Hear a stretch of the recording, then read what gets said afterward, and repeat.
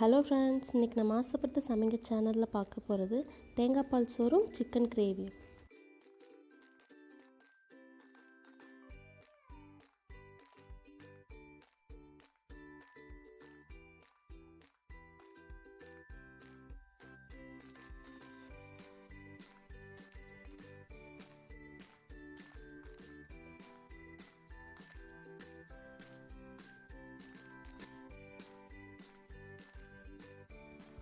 முதல்ல தேங்காய் பால் அரைச்சி எடுத்துக்கலாம். ஒரு சின்ன சைஸ் தேங்காவில் பாதி அளவு சரியாக இருக்கும். 4 கப் தண்ணி சேர்த்து தேங்காய் பால் எடுத்து வச்சுருக்கேன். ஒரு குக்கரில் 4 டேபிள் ஸ்பூன் எண்ணெய், 4 டேபிள் ஸ்பூன் நெய் சேர்த்துக்கலாம். எண்ணெய் நல்லா சூடானதும் அதில் ஒரு பிரியாணி இலை, ஒரு சின்ன துண்டு பட்டை, 2 ஏலக்காய், 3 கிராம்பு இதெல்லாம் சேர்த்துக்கலாம்.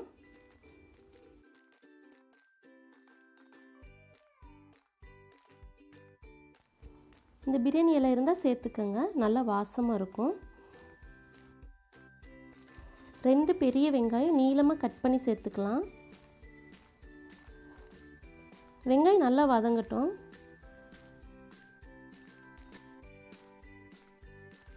அரை டீஸ்பூன் இஞ்சி பூண்டு பேஸ்ட்டு,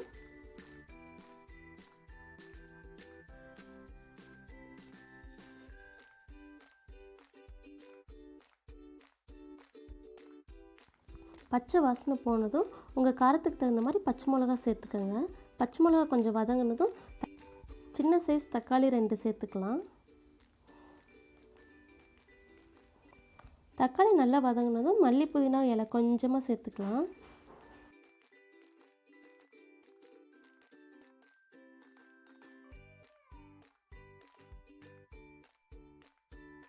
உங்களுக்கு தேவையான அளவு உப்பு சேர்த்துக்கோங்க.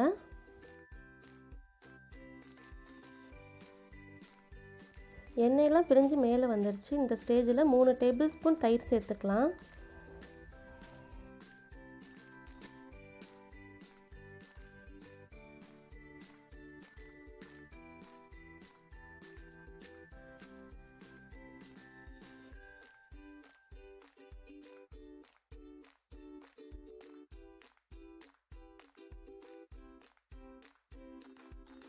நம்ம எடுத்து வச்சிருந்த தேங்காய் பால் சேர்த்துக்கலாம். இது 4 கப் இருக்குது.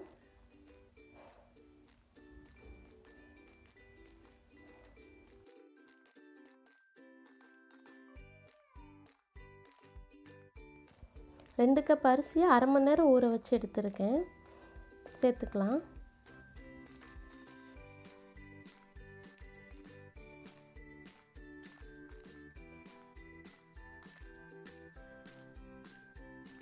இந்த ஸ்டேஜில் உப்பெல்லாம் போதுமான்னு பார்த்துக்கோங்க. எனக்கு பத்தலை, கொஞ்சம் சேர்த்துக்கிறேன்.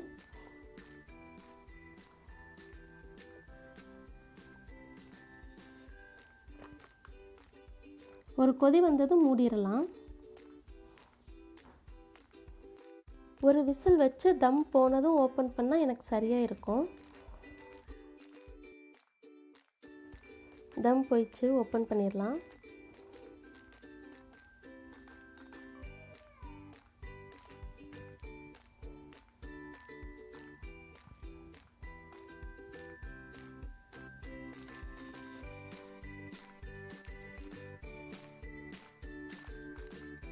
பாருங்கள், நல்லா ரெடி ஆயிடுச்சு. கீழெல்லாம் பிடிக்கல.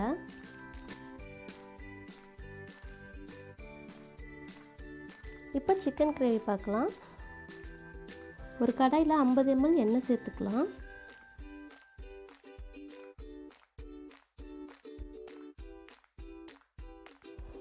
எண்ணெய் சூடானதும் 2 ஏலக்காய், ஒரு பட்டை, 3 கிராம்பு, ஒரு பிரியாணி இலை சேர்த்து வெடித்ததும் ஒரு மீடியம் சைஸ் வெங்காயம் கட் பண்ணி சேர்த்துக்கலாம்.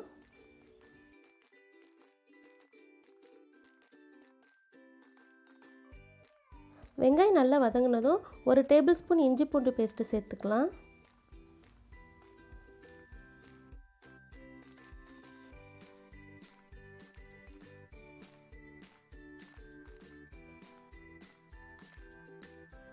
இஞ்சி பூண்டு பேஸ்ட் பச்சை வாசனை போனதும் ஒரு சின்ன தக்காளியை கட் பண்ணி சேர்த்துக்கலாம்.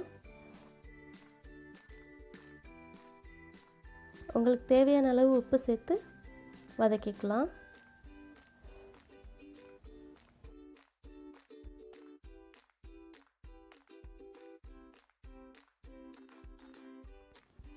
மிளகாய் பொடி 2 டேபிள் ஸ்பூன் சேர்த்துக்கலாம்.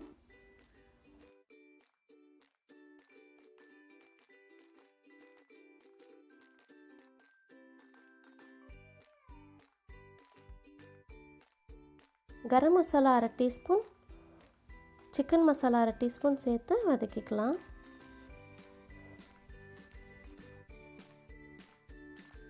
மஞ்சள் தூள் 1/4 டீஸ்பூன், 2 டேபிள் ஸ்பூன் தயிர் சேர்த்துக்கலாம்.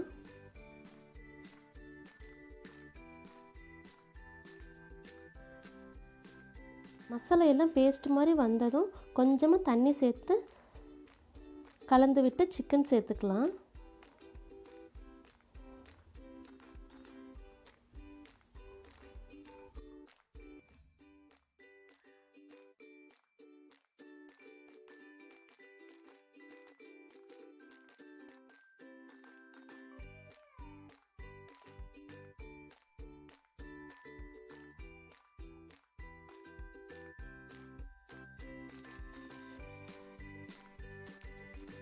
நல்லா கொதிச்சதும் மல்லி இலை போட்டு மூடி போட்டு வேக வச்சுக்கலாம்.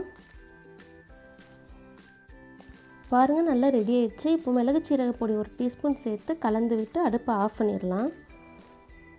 நம்ம சிக்கன் குழம்பு ரெடி ஆயிடுச்சு.